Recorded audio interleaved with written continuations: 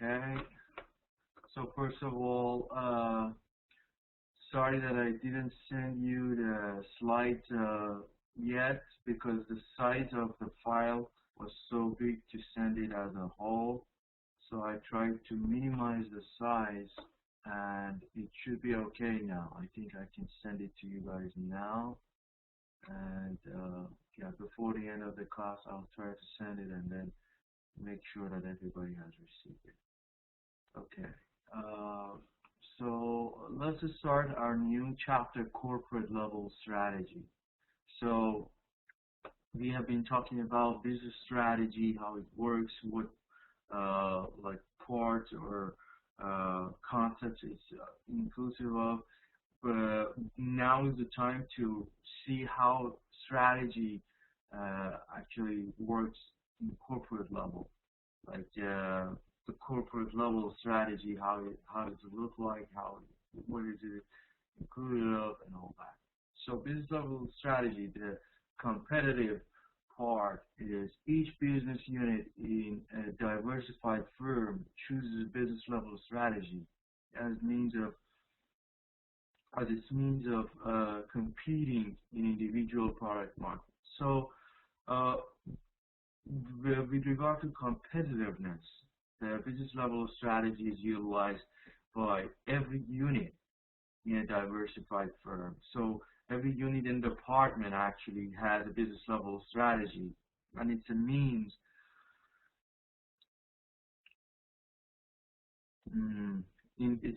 to compete in the markets, in different individual markets. So let's say one department is producing certain product or service, and the other department different product and service. So what happens is any single department will choose a business level strategy to basically compete against other businesses in the market with regard to that certain product. Corporate level strategy, which is within the company-wide also the strategy is used, and specific action taken by the firms to gain a competitive advantage by selecting and managing a group of different businesses competing in several industries and product markets.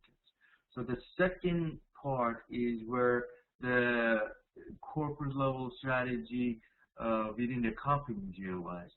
So the reason of that is it's utilized by the firm to gain competitive advantage by selecting and managing a group of different businesses. So every single company, like within the company, when you want to choose business level strategy, your whole idea and reason is to actually choose those businesses or products that gives you a competitive advantage. So so definitely companies are able to produce certain products. But it is the case that not always companies decide to produce all the products that they can. They focus on those products that they have competitive advantage. Let's say you're a software company, you can produce every single software that is in the market. But if you do that, it's not going to be the case that you are going to be successful and have competitive advantage in all those softwares that you're producing. There are only certain softwares that you are, let's say, skillful and very, very successful in producing and selling. So you need to focus on those rather than every software. Let's say if you're a game company, producing those game CDs is what you need to do rather than just producing any CDs, like any software. So it's very important company-wide as well as the business level strategy and business-wide. So you want to make sure that whatever you do is going to make sense, especially when it comes to the corporate level strategy and company wide. You want to make sure you choose the best products, you choose those that you have competitive advantage in, and you are actually guaranteeing that you're going to be successful. You don't want to set up yourself for failure. That's what you don't want to do. Okay, the role of diversification. We have talked about diversification a bit, but now is the time to discuss it a bit further and deeper. So diversification strategies play a major role in the behavior of large firms. So diversification is one of the strategies very much utilized by the firms, and it actually plays a very important role in the behavior of the firm. So product diversification concerns the scope of the industries and markets in which the firm competes. So basically, the diversification part, when it comes to the products, it actually covers the scope of the industries and the market that the firm is going to compete in. So the concern of product diversification is towards the scope and industries. So let's say if you're a software company, back to that software example, the scope and industry of computer and softwares, and the scope would be perhaps like certain age groups or certain markets that you're going to approach or using those products. And then we have how many managers buy, create, and sell different businesses to match skills and strengths with opportunities presented to the firm. So basically, this is also very important, that how managers buy the products or softwares, and then they create and sell the different businesses to match the skills and strengths with opportunities presented to the firm. So managers are those who basically decide to plan and devise a plan for buying, creating, and selling these businesses that match the strengths and competitiveness of the company. So as I discussed in the previous slide, you can't decide to produce a product that is not your strength, that you're not good at producing it. So if you decide to produce that product is going to be like a very low quality product, and that's what you don't want to do. You don't want to show yourself as a low quality producer or company, because customers will look at your products and they'll decide on the quality that you're offering. They say this company at this level of quality, and their perception is going to form according to the products and all the experiences they get from dealing with your company. So you only want to deal with customers in these areas that you are successful, you are skillful, and you have competitive advantage. It makes sense, rather than just producing everything and the customer, like those customers that might become your loyal customers, when they experience your product, they see a lot of flaws. And those flaws are those that cause them just to leave your company and choose your competitors. Okay. So corporate level strategies value. We discussed that companies are concerned about value. Nowadays, all the businesses are trying to produce and provide values to customers. Nowadays, your customers are looking for values, not just products and services, because everybody is giving them the functional level of those products or services.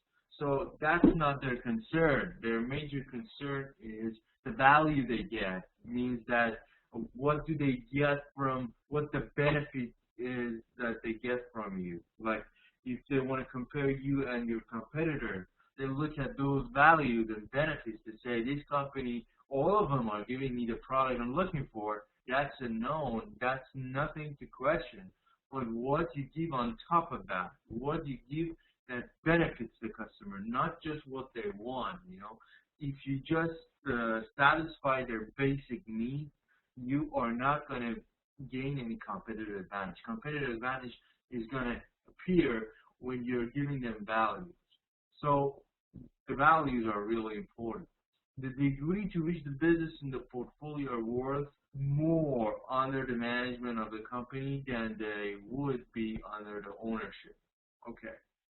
So the corporate level strategy has also some value, because that value should translate into your products and services. You are the one, like if you claim that you're doing a good management and business strategy management, your management should make a difference. And what is that difference? That difference is the degree that your business portfolio under this management, this current management that you have, is worth, rather than just having the ownership.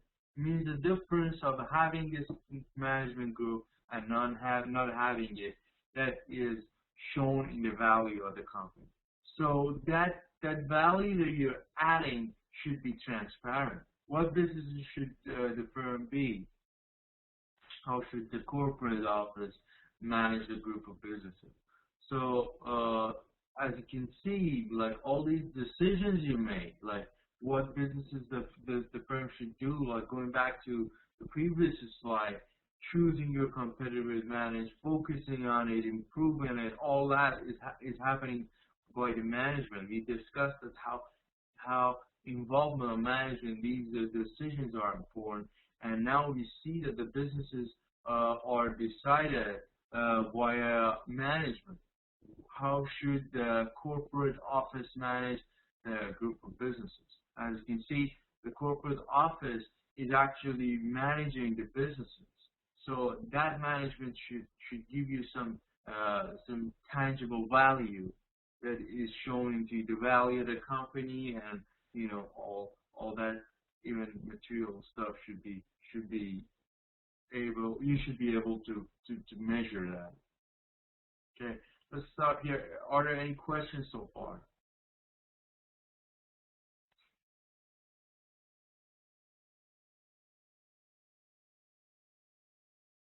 Okay, very good.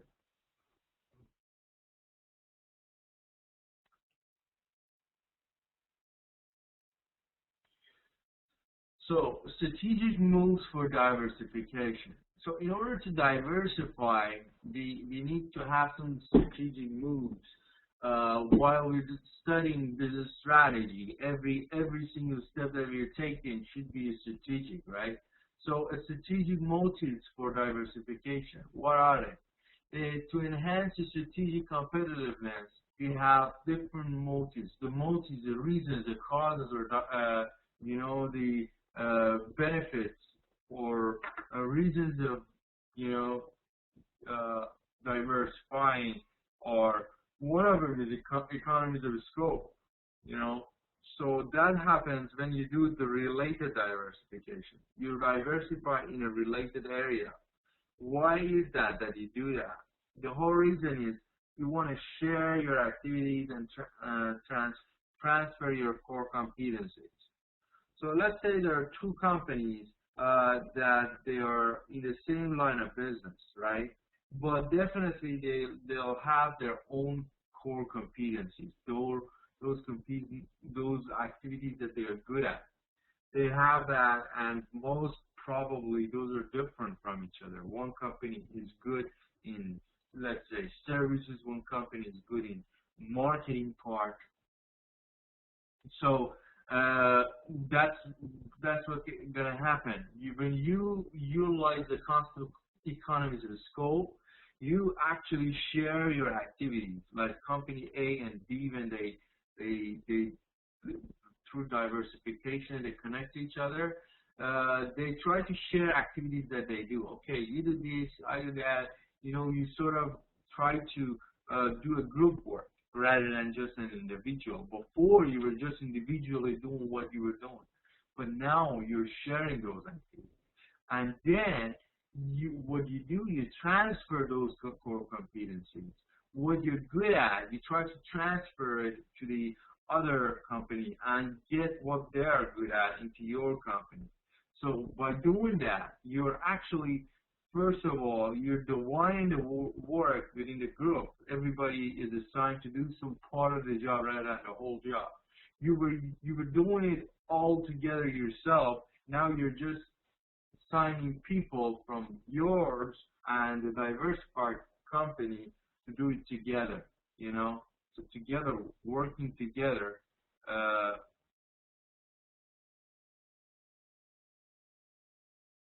uh, and then you transfer the core competencies. Well, it means that you transfer those activities that you're skillful, those activities that you can do perfectly. So by doing that, you're actually bettering yourself. Like the group that you create, that diversification, which is the result of all these, is better than what you were before. You are able to do more than rather than what you would do before, and you're able to do it better. Then the second motive is the market power. So blocking competitors through multi-point competition or vertical integration. So when you do that diversification thing, you become powerful, you become bigger, and then it makes it hard for your competitors to compete with you. So, or actually makes you more powerful to compete with them. Sometimes, as I mentioned, you're competing against a giant company like Microsoft or Google. So competing with those guys is not easy. So what companies do, they just group together and they utilize the economies of scope and the market power. That market power helps them to compete because otherwise you're too small compared to big companies like Microsoft. So that's how they compete against them, by actually diversifying and trying to group in together and then compete with the major companies. And then finally, financial economies. So unrelated diversification. This is when their financial side involved. This is when you are trying to diversify in an area that is not your area, So actually efficient internal capital allocation and business restructuring. That happens in some companies, like Louis Vuitton, like the LVH company, is actually, it does that. They diversify. Of course, they are like a company producing clothing, purses, and all that. But on the side, they diversify in businesses, in construction businesses, in a lot of different businesses aside from that. So that's coming from the concept of don't put all your eggs in one basket thing, that you try to have different investments that you will be safe. If one of them is not working, you have others that is going to benefit you. So it has good and bad, points in it though. But we will discuss it later. But what it is actually you do financial investments rather than diversifying in the area that you are actually are supposed to. Okay, everybody's following me?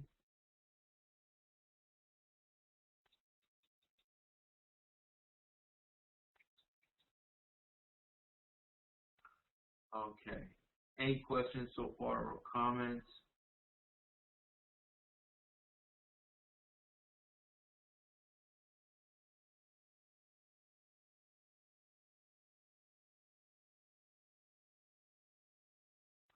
Very good, thank you. Okay, so related diversification. So by related diversification, which is different from the one that I was just discussing last week, the financial one, the related diversification is when firms create value by building upon or extending their resources, capabilities, or core competencies. So when you are diversifying in a related area, what happens is you're trying to extend and actually create value based on the resources. So let's say, going back to the same software company, when you are producing certain software, you have certain resources available to you. So by diversifying in a related area, means connecting to another company doing the same thing, you would have more resources. It's your resources plus resource of the other company that you're just trying to, get together. Then capabilities. Every single company has its own capabilities. Those capabilities are very crucial and important when you are producing your products or providing your services. So those capabilities, when you diversify, actually you manage to increase them because it's yours plus what you get from the other company. And then finally, core competencies. Core competencies, as we discussed earlier in the course, like in the first few sessions, what we mean by core competencies is those core activities, major activities that you do that you're skillful at, that you're very good at, you're successful at. Those core competencies are those steps, the first steps that will take you to competitive advantage. I mean, your competitive advantage is gained through your core competencies. And then economies of scope. So you manage to save some costs that occur when a firm transfers capabilities and competencies developed in one of its businesses to another of its businesses. So one of other benefits that you get is economies of scope. You manage to save some costs because you are transferring those capabilities, as we discussed in the previous slide. You actually, when you transfer capabilities, the competencies that you develop help you to expand and increase your economies of scope.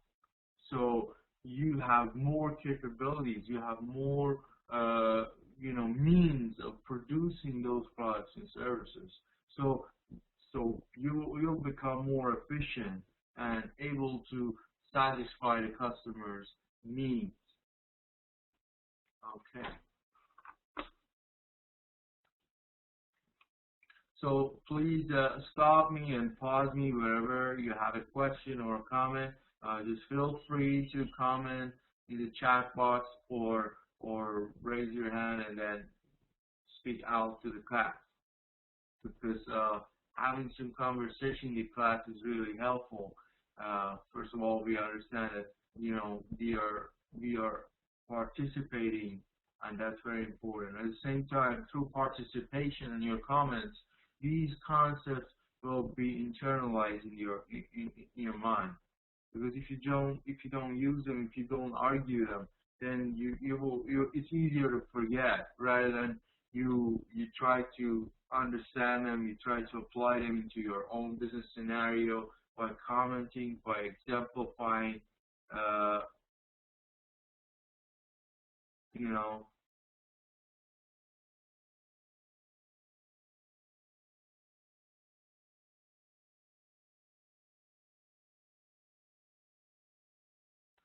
Okay, I got a comment from Mr. Miyako.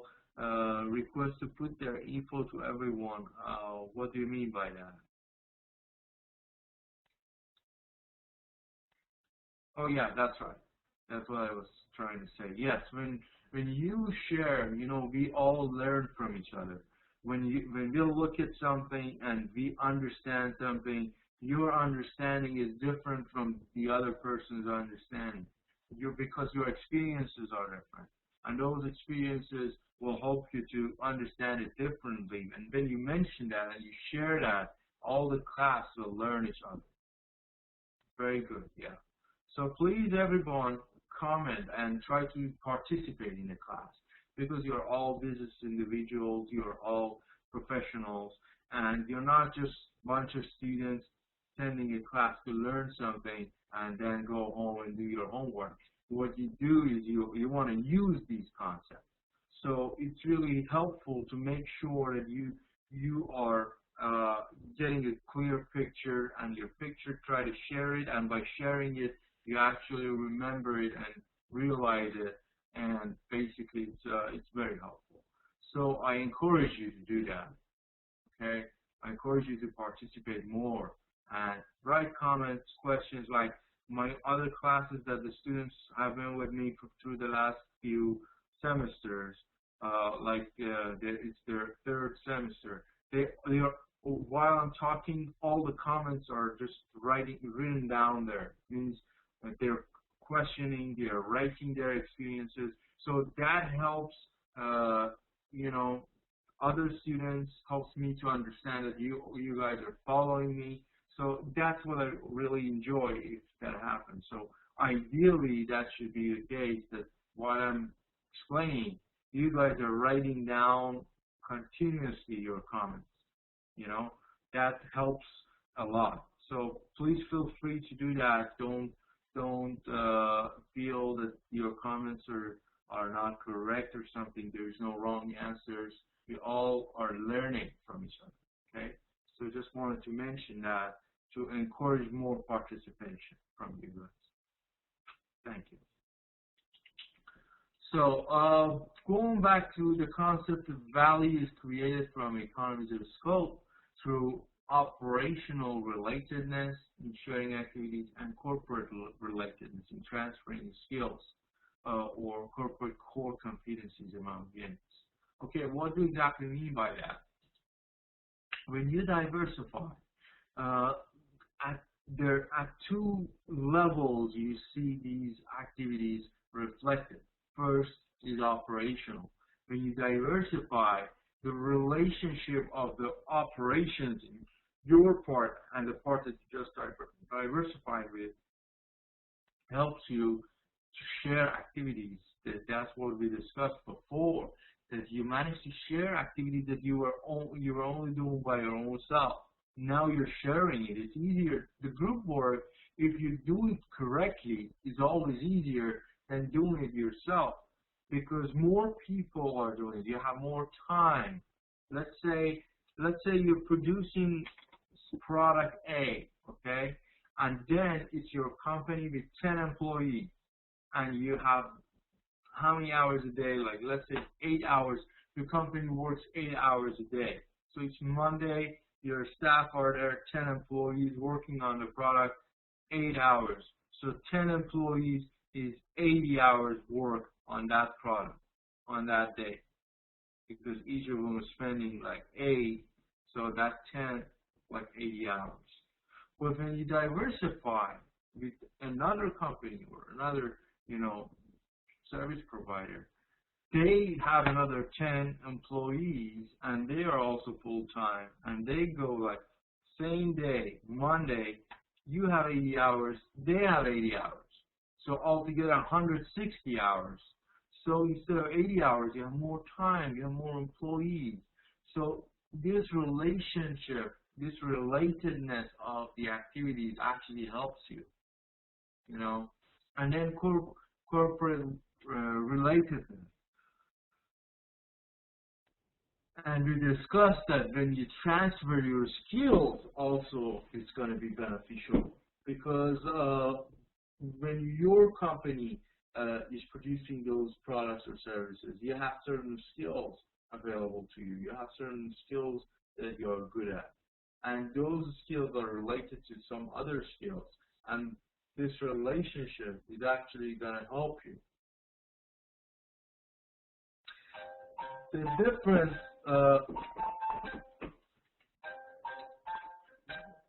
difference between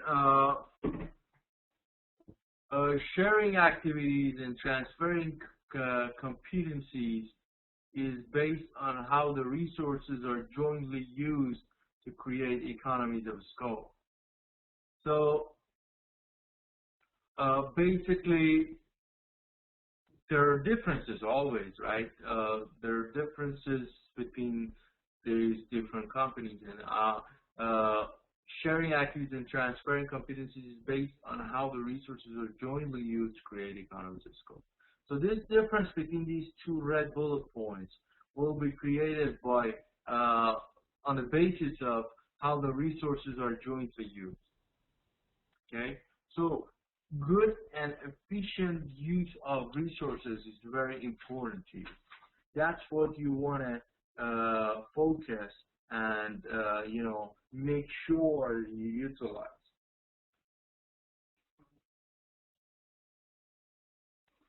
Okay.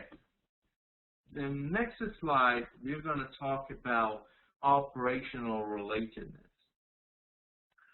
This is created by sharing either a primary activity such as inventory delivery system or support activities such as purchasing. So when we are talking about sharing activities, we are talking about what? We're talking about operational relatedness. And basically, this goes back to your value chain. You remember your value chain, primary activities and secondary activities, right? Or support activities. So the primary activities, like basically inventory delivery system, or support activity like purchasing and inbound logistics, bringing in your product into the company, like the raw materials to the company. So all this relatedness is actually very, very important when it comes to sharing activities. Activity sharing requires sharing a strategic control over business units.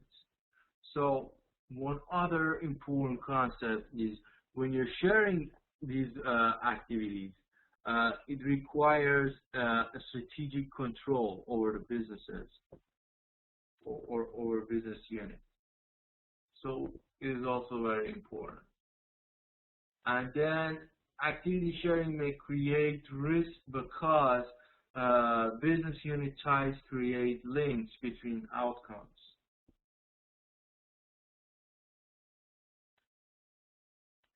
So one negative side perhaps could be when you are sharing all these activities between your business units, it creates some ties between the outcomes. So the outcomes are related to each other. So if one part messes up, the whole outcome is not going to be satisfactory.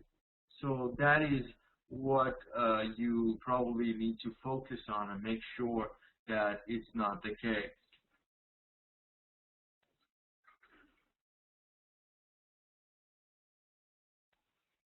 Okay, so transferring corporate competencies, corporate relatedness, using complex sets of resources and capabilities to link different businesses through managerial and technological knowledge, experience, and expertise. So going back to corporate relatedness, these different sets of resources and capabilities that they use, they link our businesses and they link them through managerial and technological knowledge.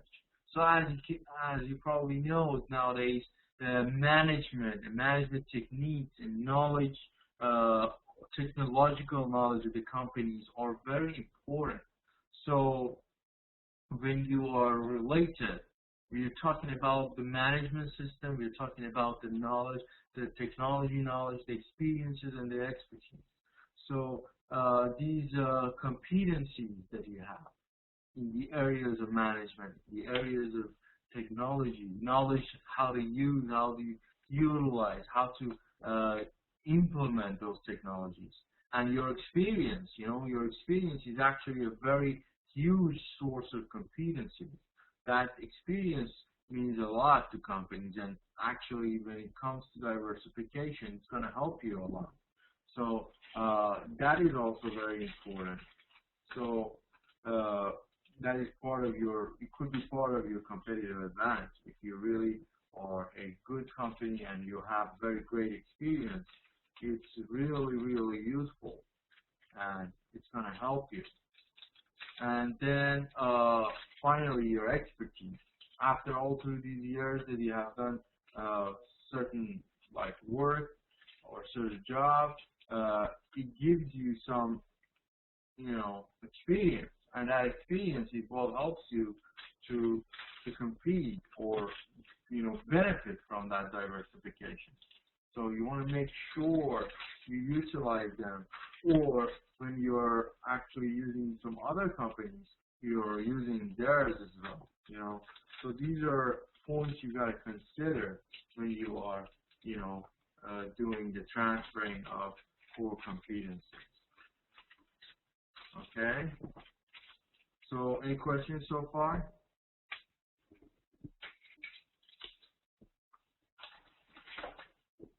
Any comments or questions?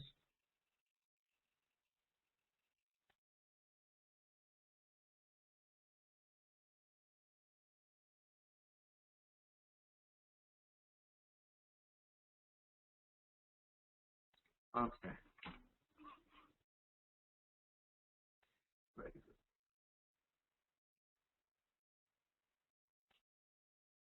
So corporate relatedness. We can create values in two ways. One is eliminate resource duplication in the need to allocate resources for a second unit to develop the competence that already exists in another unit.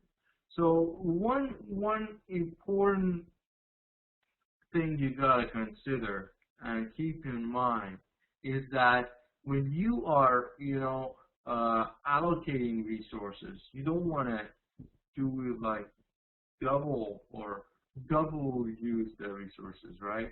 When you have a certain resource and you're utilizing, you don't want the other unit also does exactly the same thing, because if it provides it twice and you only needed half, I mean, why should you? I mean, you have to eliminate and eradicate those duplications in your system. Redundancies are not going to help you. You got to get rid of them. That's what you got to do. You got to get rid of your redundancies for sure. Okay? And you got to make sure that those redundancies are removed. Then provide intangible resources like resource intangibility that are difficult for competitors to understand and imitate.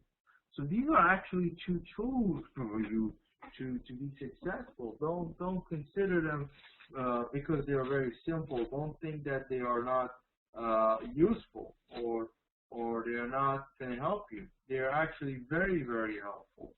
The fact that if you're able to eliminate those activities that are not useful to you, you already have them and you don't need the duplicate version of it. It's very, very important. So, and also, if you're able to provide intangible resources, because every company is pretty much able to produce and provide tangible resources. It's all the matter of investment and the money that they put in. But those intangible resources are those that are not easy to copy. Everybody knows what is intangible? Who can explain what is intangible resources?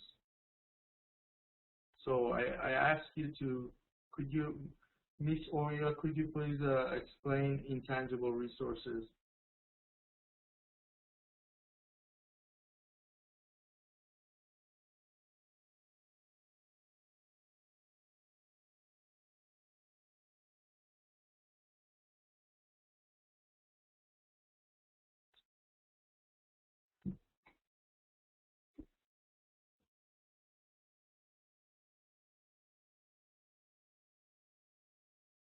Yeah, so very good.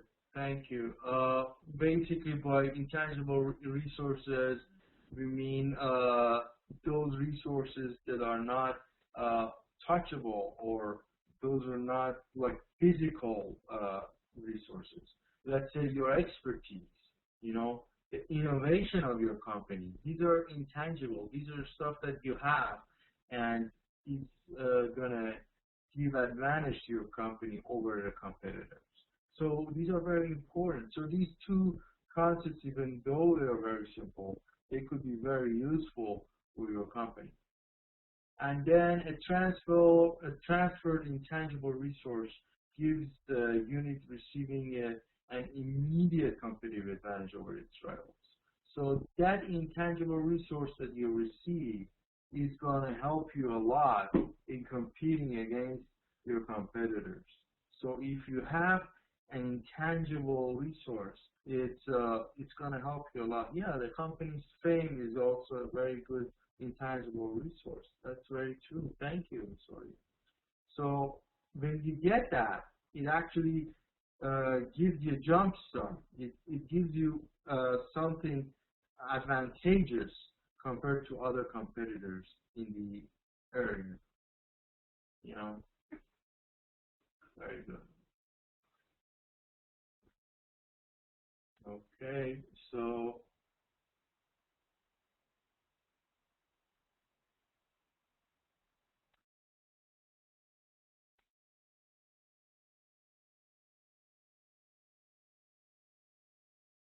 related diversification or market power.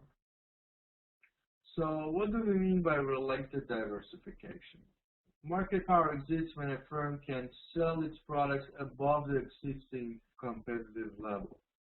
So this is also a concept that you need to consider when we talk about existing competitive level.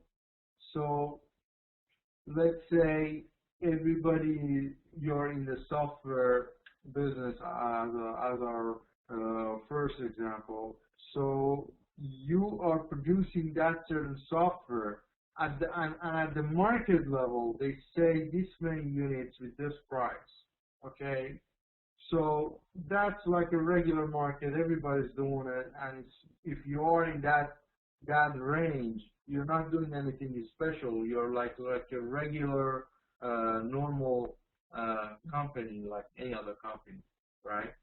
But let's say if you're Apple, you go and stand above and beyond that competition. So the products that you're able to sell is above the regular level of competition. You beat the competition. You're beyond that. So that's what we mean by that. So market power for Apple exists because they are able to sell above the market power or the market level. And then when you have that, you're also able to reduce the cost of their primary and support activities below the competitive level.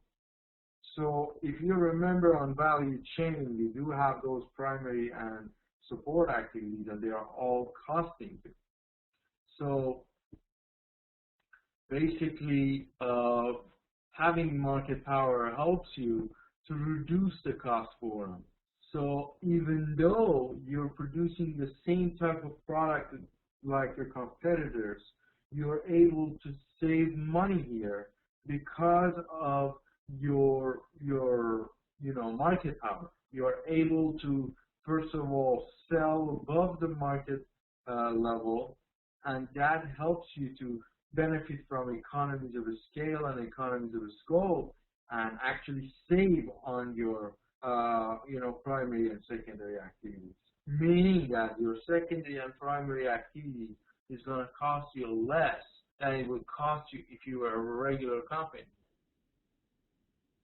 So it's interesting and it's ironic how a successful company is actually paying less to produce the product, and their products are priced more. It's very, very ironic.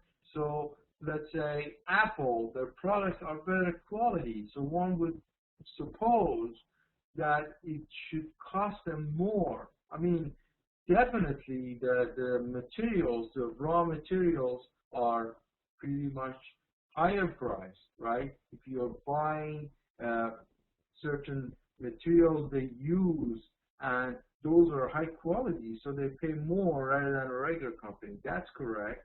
But what we are talking about is that what they do to those materials and produce the product, that will cost them less rather than a regular company.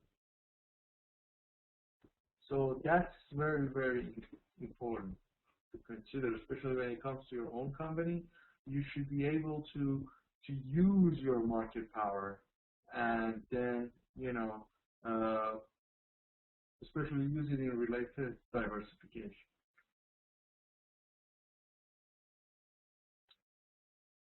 Okay.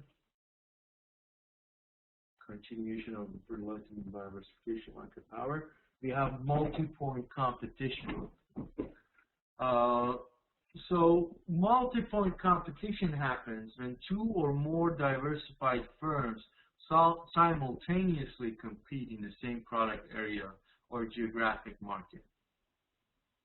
So this happens when there are several, like two or more diversified firms. They simultaneously are competing against each other in the same product areas or geographic markets. So you're actually competing in different areas, and the reason is because you have the market power in all those areas, right? So that's why. And then vertical integration happens when if you remember, we have horizontal and vertical integration. So vertical integration, we have the backward and forward. So backward integration, we discussed about it before, like Walmart, which is a retail company. They actually did backward integration, which means that they do produce some of their inputs. Those raw materials they need, they produce them themselves. Or even Google does that, Google does a lot of that. Forward integration is a firm operating its own distribution system for delivering its own profit, its own outputs. So it means that if you're a supplier, then you sort of integrate a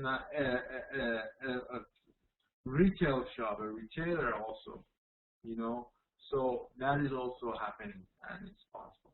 So let's pause here for a sec. Any questions or comments?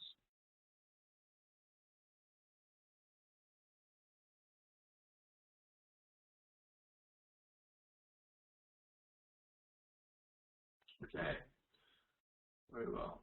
So since you guys don't have any question, I ask you a question now, because you guys are very silent and I don't like that. Let me ask you a question here. Okay, the question is how operational relatedness and corporate relatedness is going to help the company when we diversify. So I write it down here. When we diversify,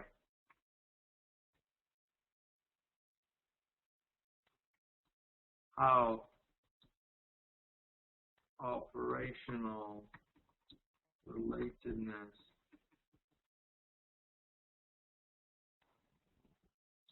and corporate relatedness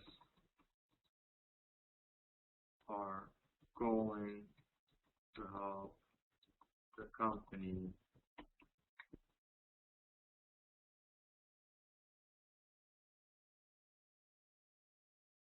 during diversification. So I want everybody's answer, please. Please make sure that you give me some answer. Okay, Mr. Najib says reducing the cost. That's very true. It does reduce the cost. Can you explain a bit more? And Mr. Miyako, thanks for agreeing with Mr. Najib, but could you also give us your own answer? Reduction of cost and prevent duplication use of experts from both companies.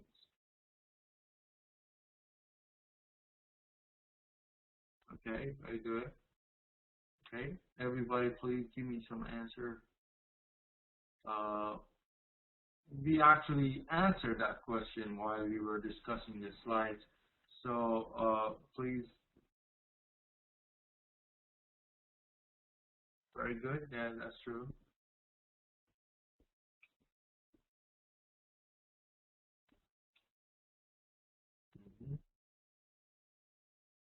So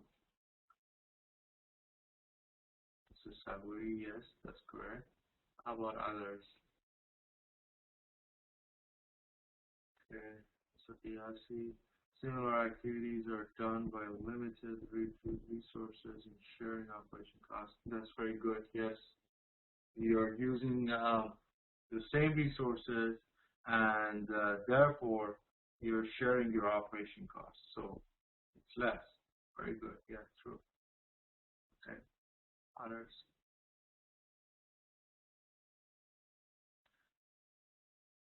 You can always add some examples and your own experiences to that. Like, let's say, we say in my company, we do that this way.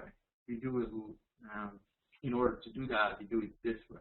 Or we do this in order to do it. So, you could always, give your, a specific answer, which is your own experience.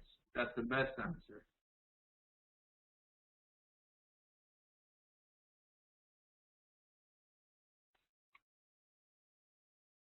Okay, waiting for others' answers also.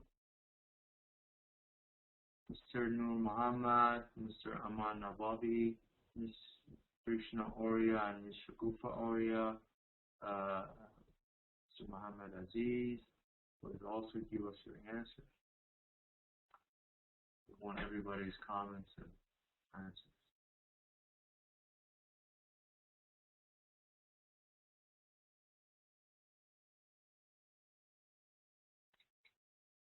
Are you guys there?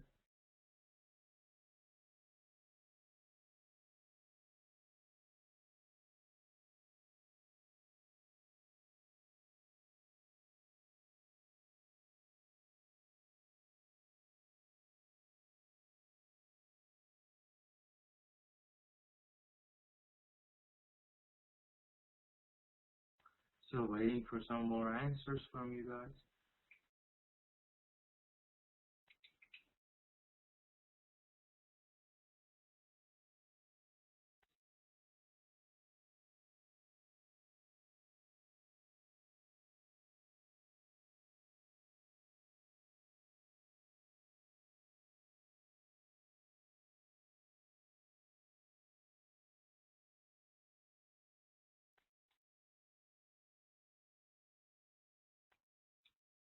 Yes, very good. You share transportation and security services. Yes, sharing all these different services will save you some money. Okay. Thank you, Mr. Miyako, for giving us this explanation. Yeah, but what I mean is like those who are in the class, they could give us some answers. Okay. No problem. Thank you, everyone.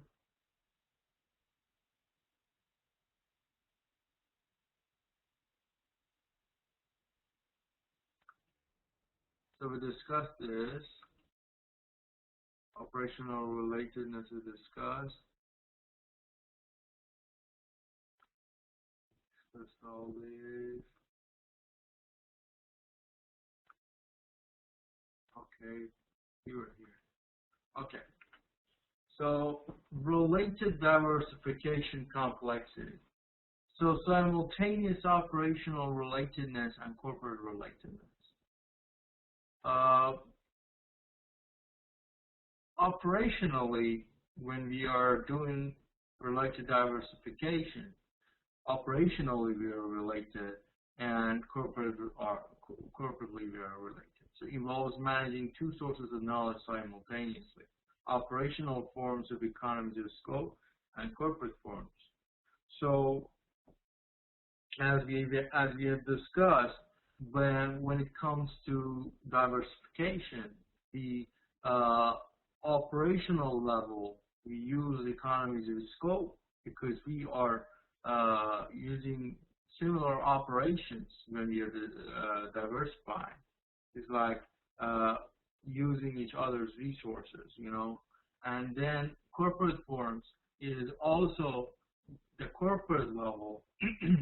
when we are doing a related diversification, because we are in the same area of business, we are using economies of scope regarding the industry also, because we're providing the same type of services or products to the customers. So we have that corporate form diversification as well.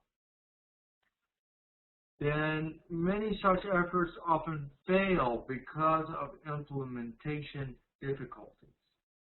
So this is very important. This is a key point. This is very, very important point for you guys.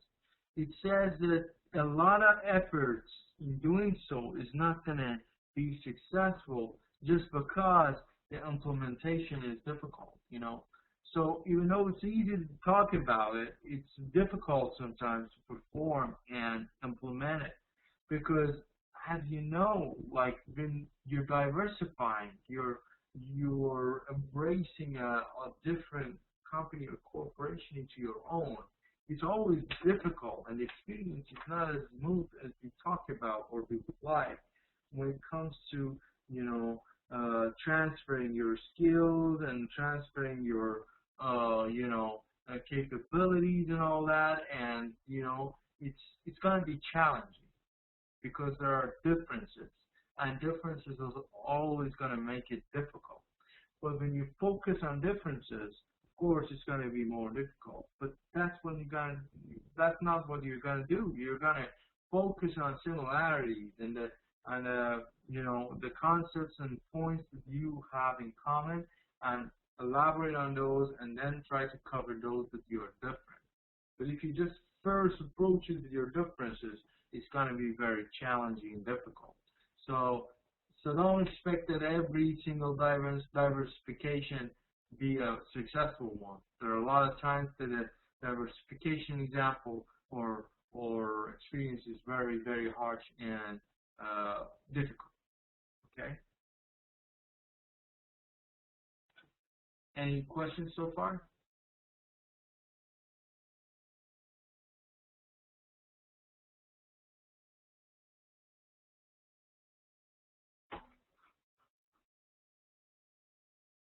Okay. So when it comes to unrelated diversification, financial economies are cost saving realized through improved allocations of financial resources based on investment inside and outside the firm. So when it comes to unrelated diversification, we just talked about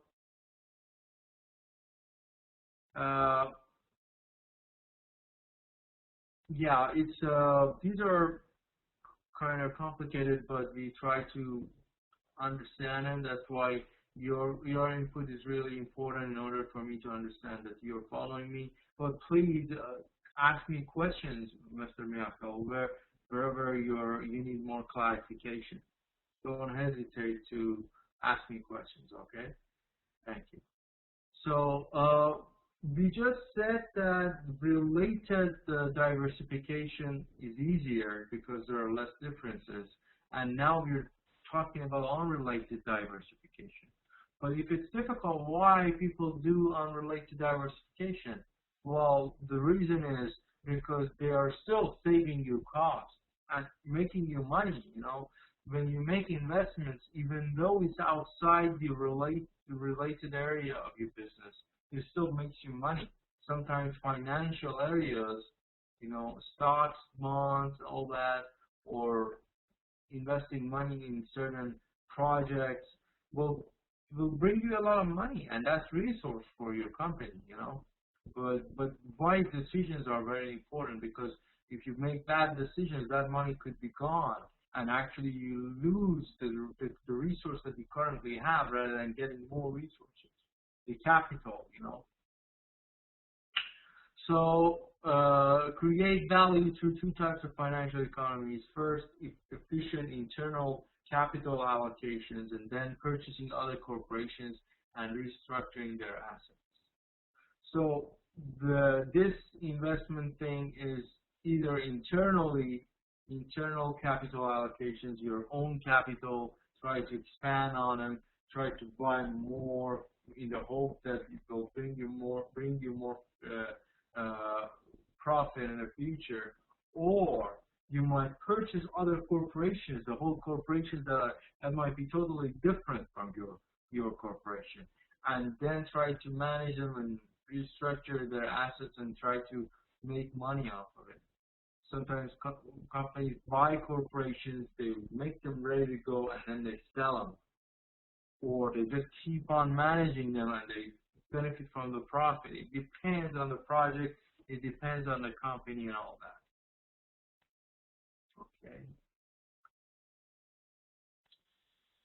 So continuation of unrelated diversification. So efficient internal capital market allocation. What is efficient internal capital market allocation? It happens when corporate office distributes capital to business divisions to create value for overall company.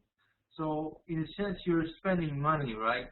Sometimes a lot of companies, they have this misunderstanding, or it's difficult for them to understand how could they benefit from spending money. It's hard for them to spend money, but you need to understand, unless you spend money on your divisions, on your departments, make sure they're doing a good job, make sure they have all the resources they need, you won't be able to benefit from it. You won't be able to sell their products or services to customers, and customers won't buy it. So you got to make sure that you have enough, resources and capital in those divisions and departments. That's how you invest internally. And then corporate office gains access to information about those businesses' actual and prospective performance. So this helps you and your corporate office to understand and get information on how you're actually performing right now and how you will be performing after all these investments. You got to be able to, compare, and that comparison is probably the main reason you do that. I mean, you do all those investments. And then conglomerates have a fairly short life cycle because financial economies are more easily duplicated by competitors than our gains from operational. So this is also some important factor. It's not necessarily, the necessarily word is important, not necessarily. I mean, there are exceptions. But not necessarily this unrelated diversification brings you competitive advantage because it's so easy to compete. I mean, it's just the matter of investing money in that other area. Buying and then selling is nothing big if you have money. So any other competitors can do that. So it's not a source of competitive advantage, and if it is, it's very short-lived. And for a long-term one, you probably want to do and deal with the related diversification part.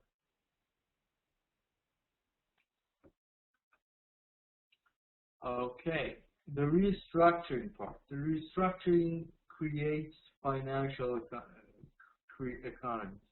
A firm creates value. So a firm creates value by buying and selling other firms' assets in the external market. So this is also a way of restructuring. So one firm decides to buy other firms' assets in the external market.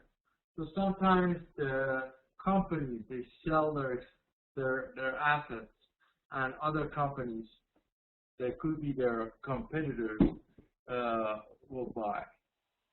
Can be a joint venture policies of companies. Joint ventures are sometimes they use.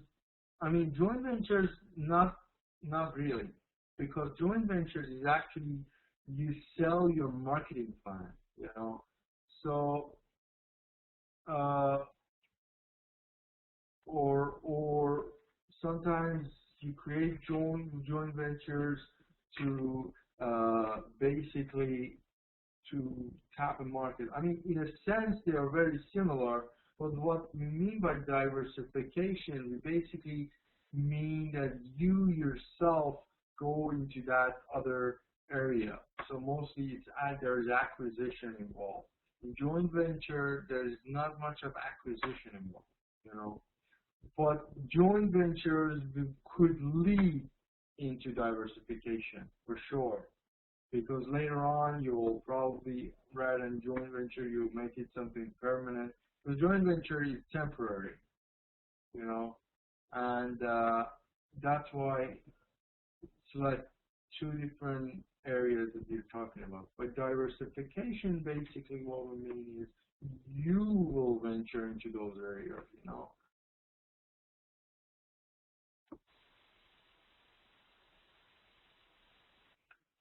So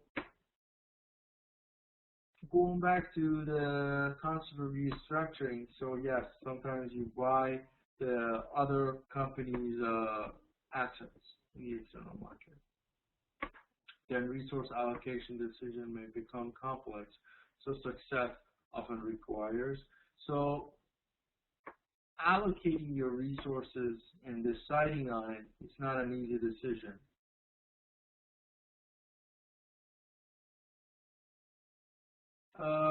Yeah, joint venture is is risky for sure, but it helps you when you are tapping a new market and you don't have any experience there. Let's say going to China, uh, if it's always good to have a joint venture with a local Chinese company.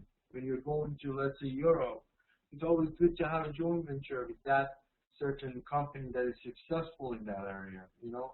So joint ventures are really successful and helpful when it comes to going into the new markets, you know, or expanding. That helps you a lot.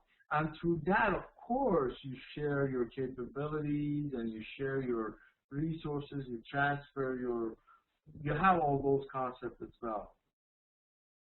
So that's why they say joint ventures could lead into diversification.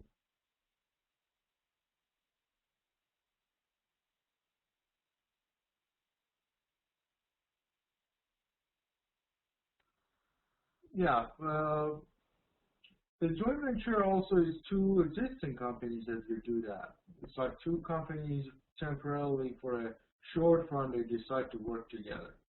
But when it comes to diversification, it's basically you decide to diversify or expand your business. It could be you do that diversification through joint venture or buying or acquiring your competitor, you know. But eventually, it's gonna be you know, you expanding uh,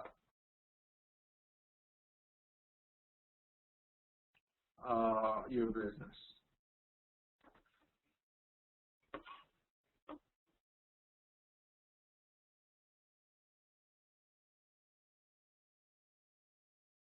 Very good.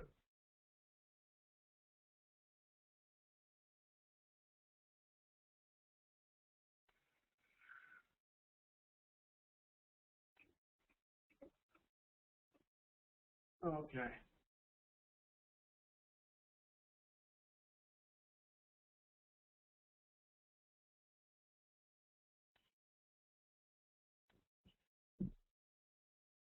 Very good.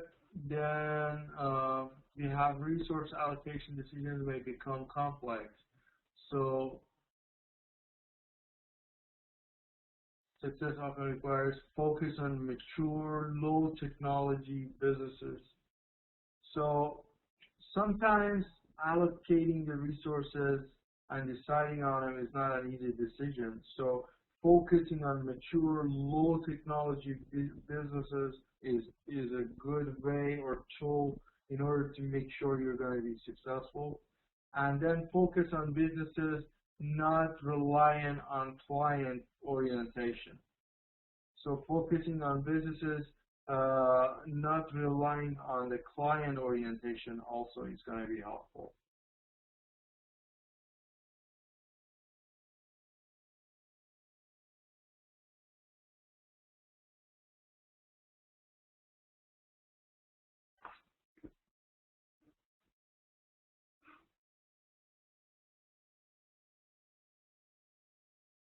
Yeah.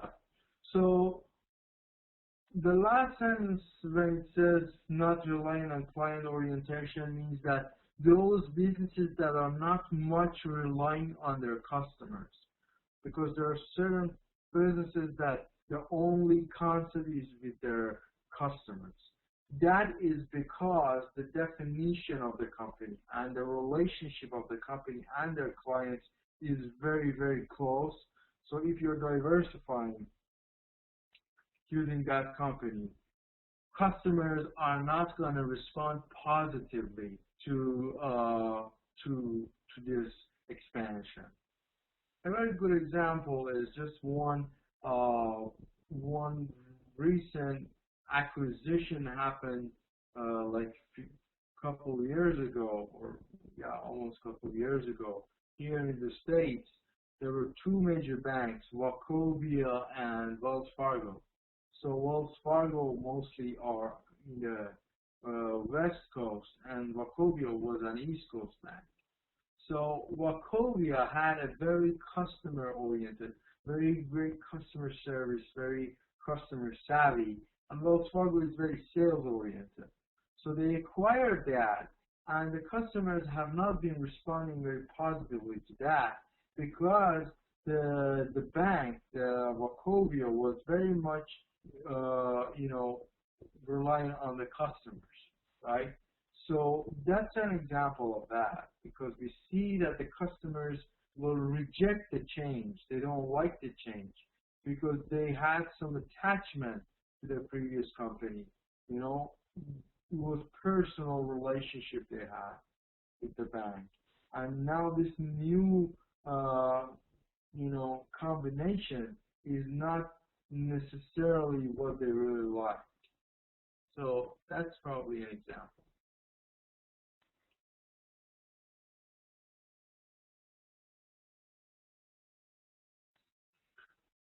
Okay. Any more questions or comments?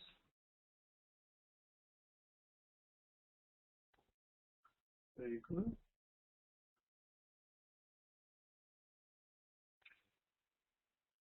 So as you can see, there is a curved linear relationship between diversification and performance. We have performance on the left-hand side, and we have level of diversification. So as you can see, the dominant businesses, related businesses, and unrelated businesses. So the peak of the relationship and the peak of the performance versus level of diversification happens at the related, related industries. When it's dominant business, one is dominant over the other,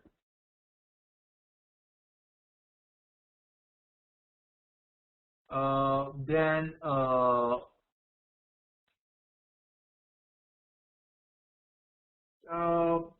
it's less, it increases. And then when it comes to unrelated business, it sort of goes down. I've been receiving comments that you guys are going for your dinner prayer.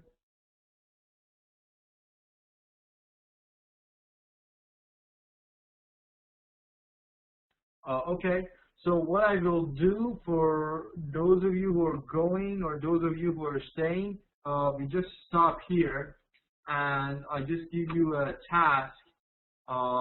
Those of you who go, you can work on it and send it to me by next day. Those of you who are in the class, we will discuss it in the class. So it's just the matter of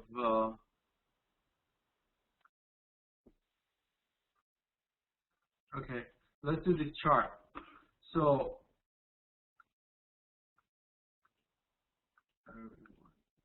please use an example for each of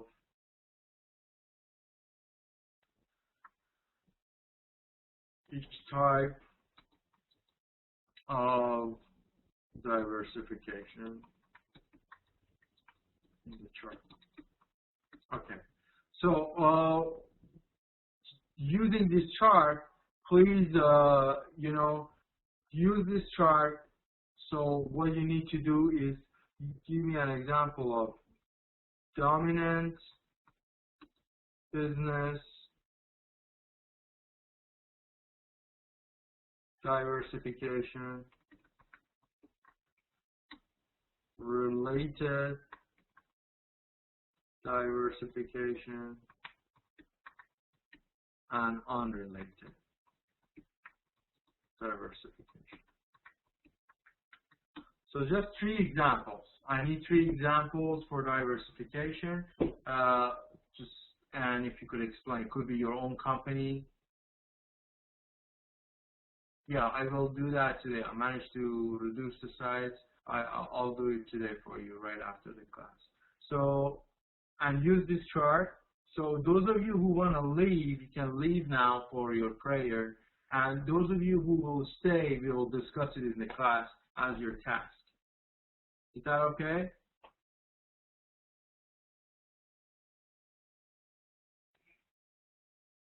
Okay. So those of you who want to go for prayer, you're more than welcome to go. Those of you who want to stay, just stay and we'll discuss.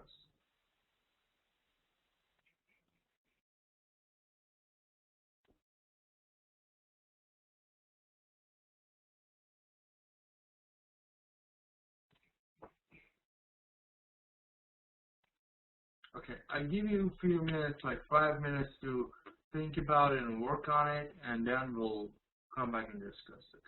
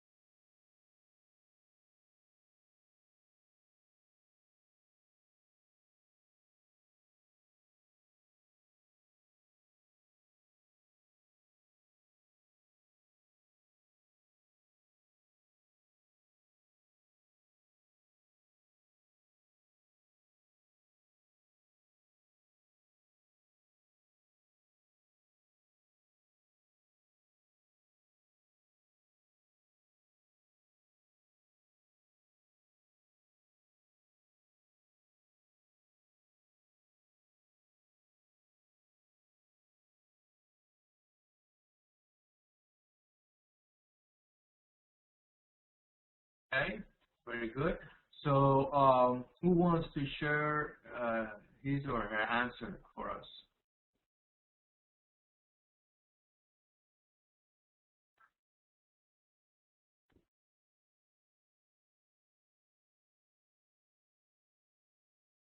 Would you like to share your answer?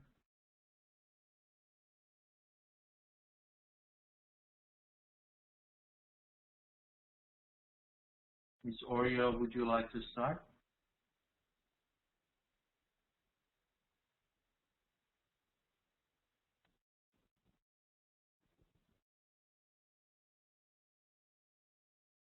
Yes, please go ahead. If you want, you can read it out to us. You can speak, activate your speaker is activated. You can just unmute it.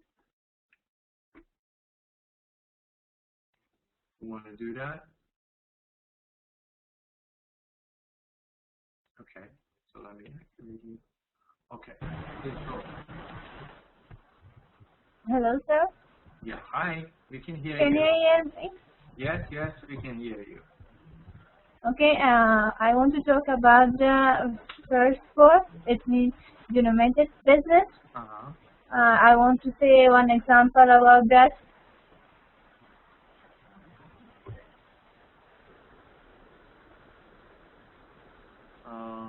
Your voice is gone.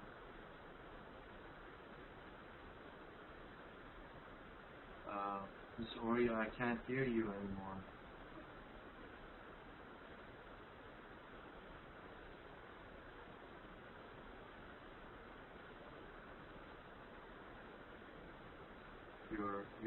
Your connection was lost. We can't hear you.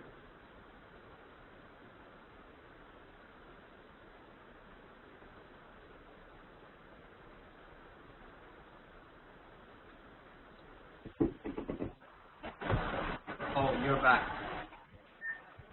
Yes. Yeah, I can hear you now. Some problems. Yes. Now you're back and you're back now, and we can hear you now. Please go ahead.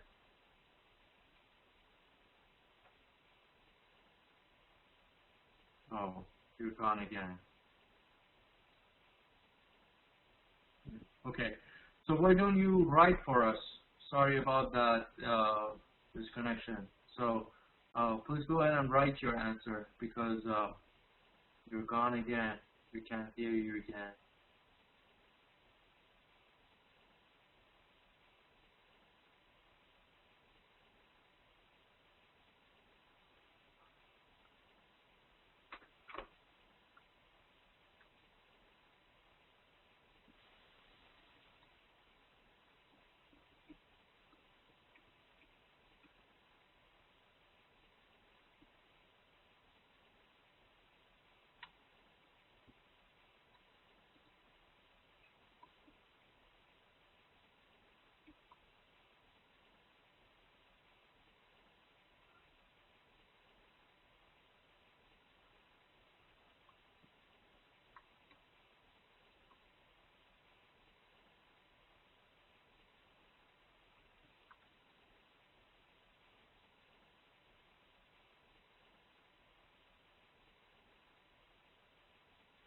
Okay. For some reason, seems like Ms. Oria is disconnected. Mr. Savuri or Mr. Navabi, would you like to share with us your answers?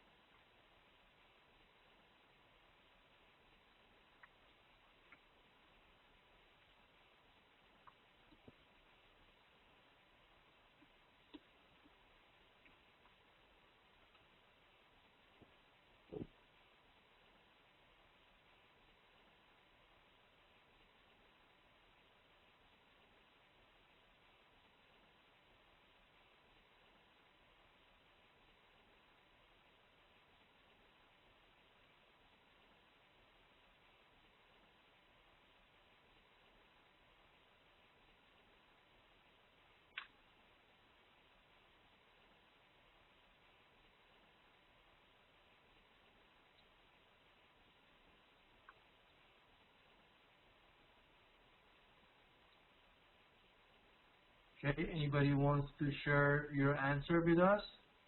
Mr. Navabi or Mr. Saburi? Can you guys hear me?